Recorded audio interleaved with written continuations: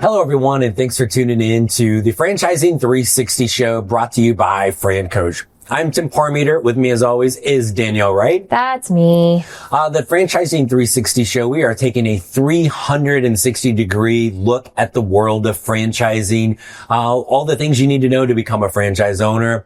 Even on the franchisor side, tonight we're going to kind of mix both of these together. Super fun. Who knows how this goes? Ready for it. So gloves should be on. Gloves should be on. I feel like that, right? And so, Danielle, you've been in the franchising world 15, 16 years, almost always on the franchisor side. Correct. Right? Doing all sorts of fun things Working over there. for those fun brands. And, little old me for 10 or 11 years, with FranCoach, helping people find the best franchised. That's how we found each other. It is. Aww.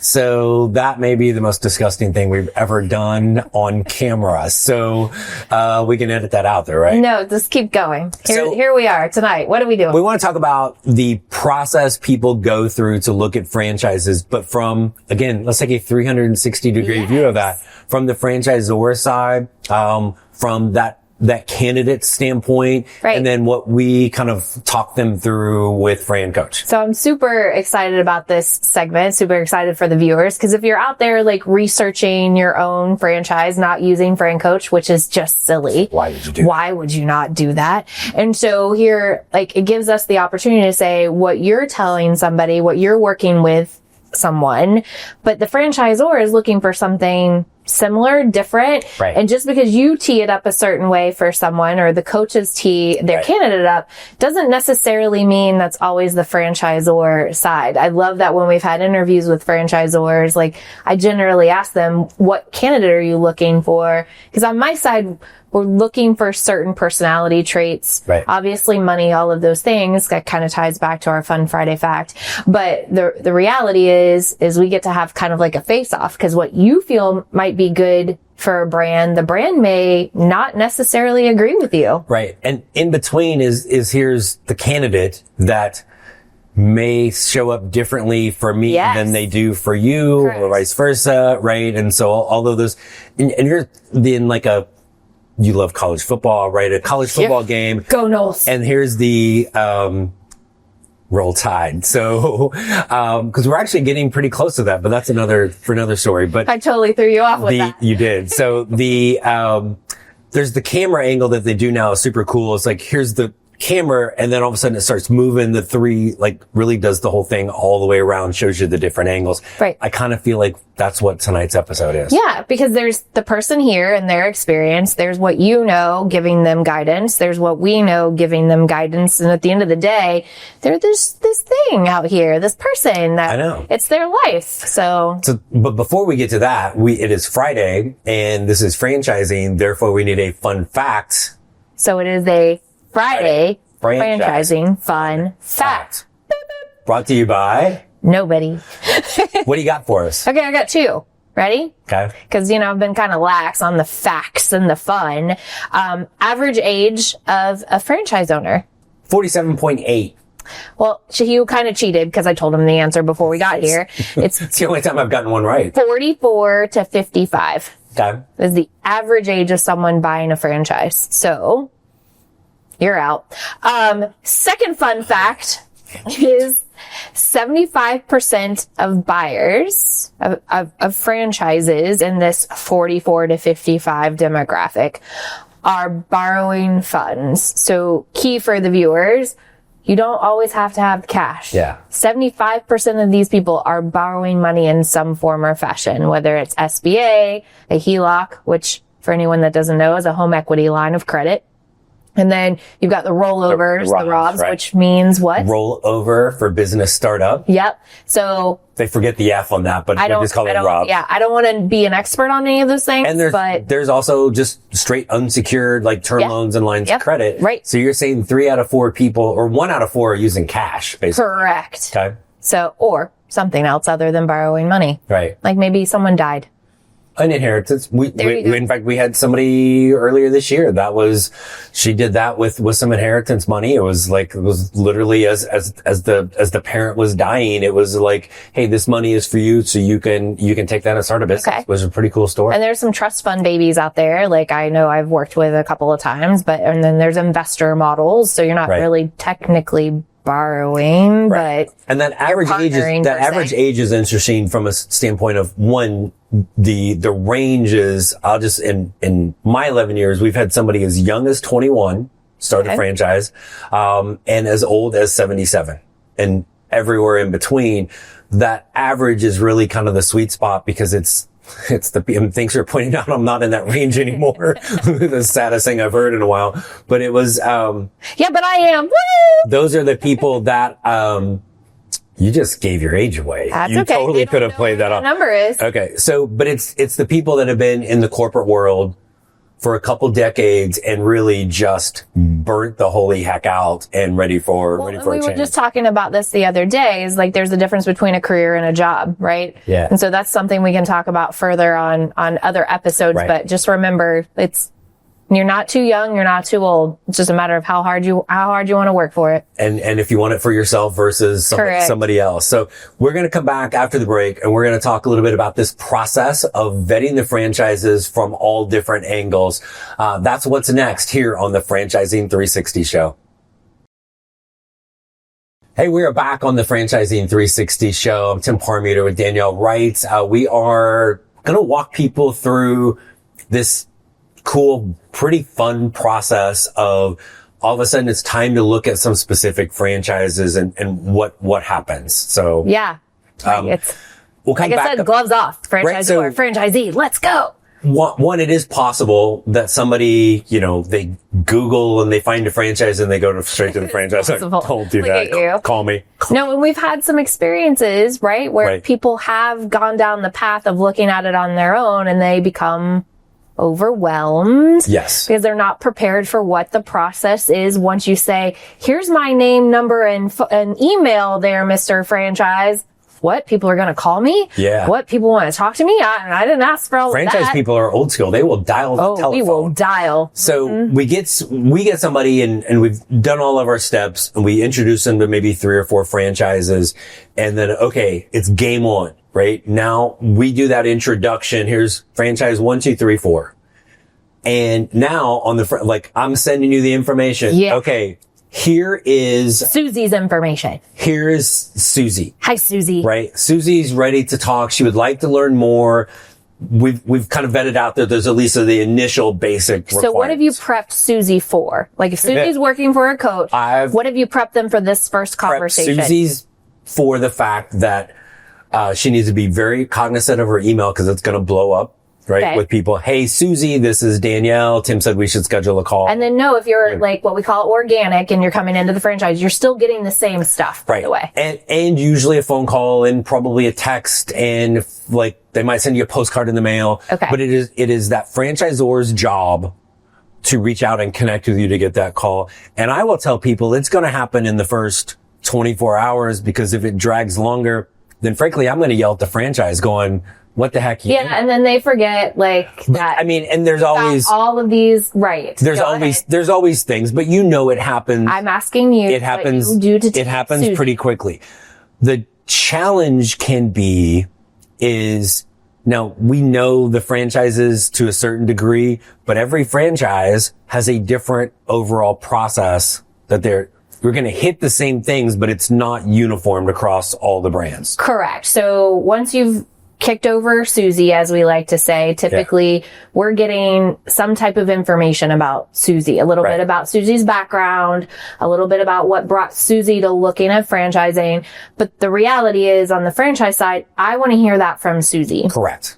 And so where you're teeing them up for the onslaught of stuff coming their way, you're right. Every franchise is a little different, but we're all based in the same space of we need to have an initial conversation with you because you may have built rapport with them. Correct. But I know Susie from a piece of paper and an email. So Susie, hey, why?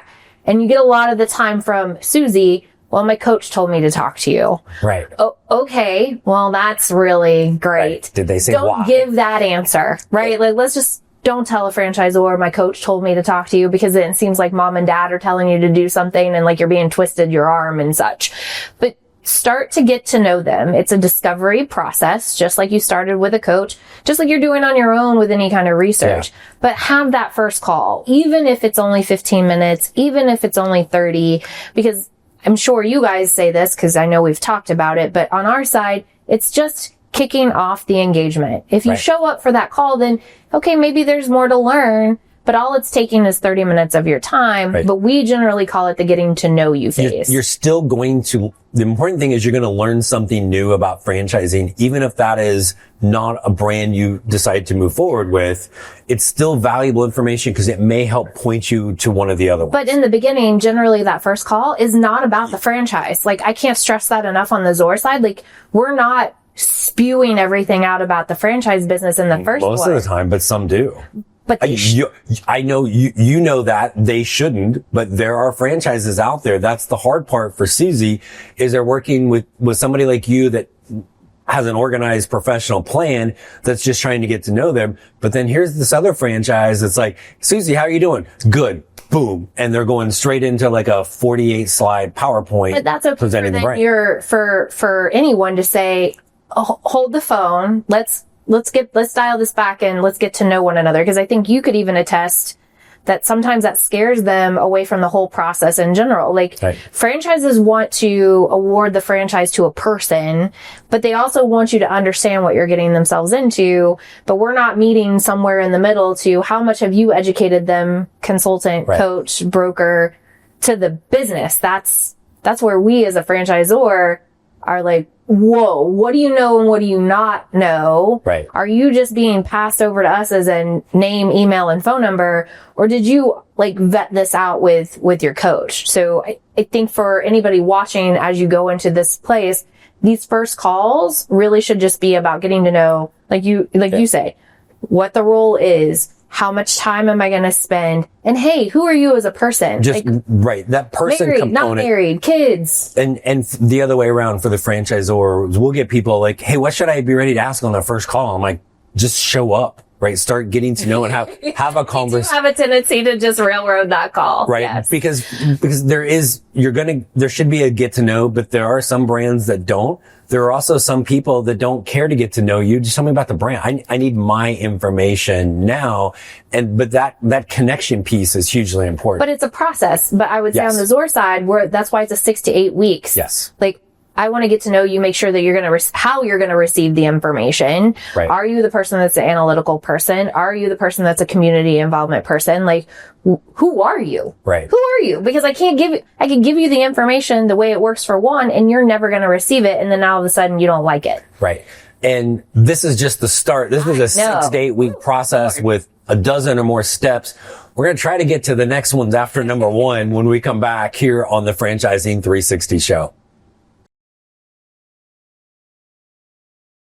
Welcome back to the Franchising 360 show along with Danielle Wright. I am Tim Parmeter. We are talking about some of the things, really a lot of the things that you're going to do once you start communicating and vetting some franchises, but also what goes on the franchisor side. So this is the discovery process at mutual vetting is 6 to 8 weeks. Right? Give or take, right? There can be, a dozen or more steps before you ever get to the end. In this next 5-6 minutes, condense everything past step 1. Talk about some of the things that will come up that you're going to talk to them about, but also want to learn from a candidate. So I think from a candidate's perspective, every conversation you have with the Zor with your top 3 to 5 things you want to get out of that call, right? The first one's typically the high level stuff. You'll get those answers. Don't expect that you're going to get everything in call 1, right? Because the franchise is trying to build the rapport.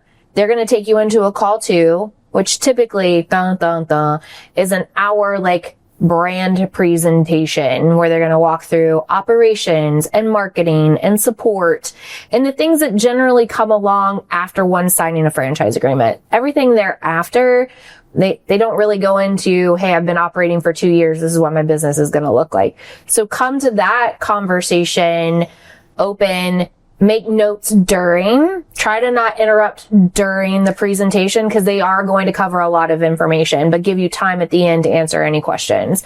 From there, you go into validation, FDD review. This is the legal pieces. Again, ask questions, be thoughtful, keep it 3 to 5, and don't go over that. There's going to be reviews and extra time on the back end. Validation is the same thing. They're going to guide you kind of through that, but you're kind of on your own at that space. We want to hear what you're hearing in validation because 1, it tells us if franchisees are happy or not happy. Right. And then 2, it gives us also an opportunity to hear the way you're hearing something come at you. Right. So it kind of guides you through, okay, well, I didn't think this was a concern and now it is. So address those with the brand because who better to ask them that question? I think this is where consultants, coaches, brokers, we are aligned but not aligned, and we're not going to always have an answer for you. But I think you've coached your clients to, well, go to the franchisor. Well, we're not always going to have the answer. It's to me, it's the starting point. Really, eventually you're going to talk to owners, and I think you get some of the best stuff there. I think the hard part, and you touched on this, is you're sitting through that presentation and you're listening, right? Right. And again, it could be a presentation. This one is on the brand. There could be one on marketing. There could be one on 2 or 3 presentations. Right. And so it can get really thorough. And you may ask a question and they go, great question. We're going to cover that on the next call. And you're like, I want to know now. Kind of tough, right? You have to kind of, again, follow the plan through this and know. Because we're looking for you to follow the plan. And it's so simple, but I think people forget about it. Like if you show up poorly in this from a follow the process plan and just know I'm making notes. Like I am making notes about that because the franchise is expecting my role to make sure that we have created a mutual relationship here of respect, honesty, and transparency. Yeah. If we can't have that here, how are we going to be as owners? Right. And those are things that we're talking to people about is like, hey, I didn't get this answered yet. Okay, well, should we have gotten that answered yet?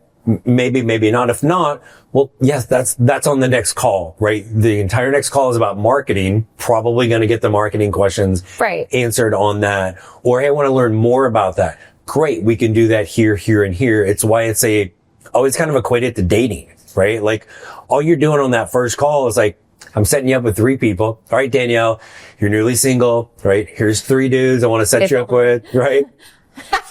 So, and like, I'm not saying which one do you want to marry. Just go have a cup of coffee. Get to know them. You're not going to find out during the cup of coffee, do they snore and how much do they still love their mother, right? Like you don't get there's not a commitment to this except time. Time is money. I get it. And I understand that, but committing the time, being prepared, coming to those meetings, ready for them. And equally on the franchisor side, like, if you come to a meeting with someone on the franchisor and they are not prepped, they are not ready, they're showing up more than 5 minutes late. Yeah.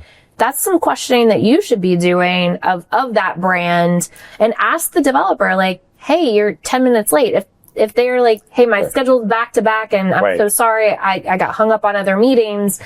Okay, but if that becomes a repetitive thing, it's okay to ask. We've all had that happen. Is it repetitive? Is it that?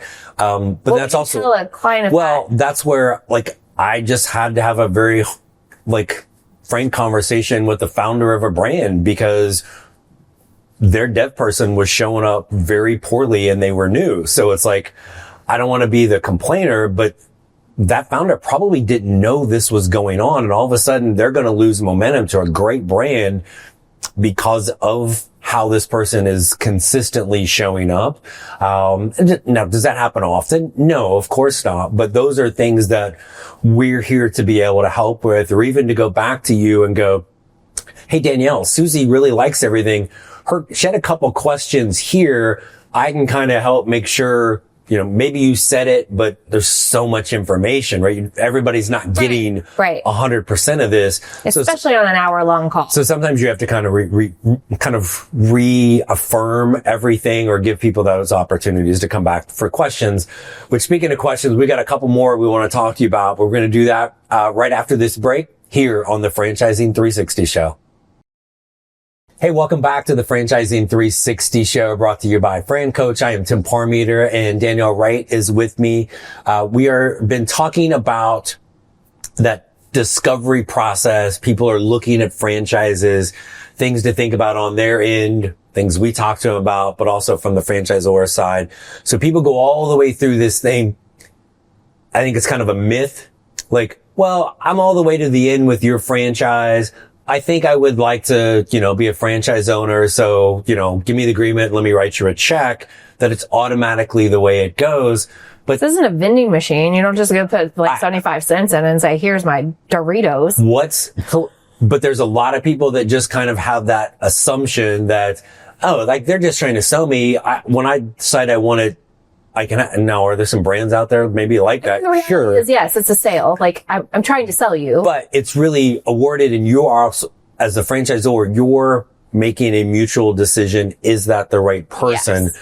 Give us an example of something somebody might do or say that makes you as the franchisor go, nope, that's not our person. Oh, there's a lot. I know. We could have a whole show. I preface this by saying very rarely do you make it to the end at a meet the team, discovery day, decision day. There's boatloads of names of it. It's the end of the process where everyone's going to say, let's get married. Right. Very rarely will you make it to that end. Hence the vetting process. Right. I want to weed you out. You want to weed me out because again, 1% become buyers. Right. 1%. One. Right.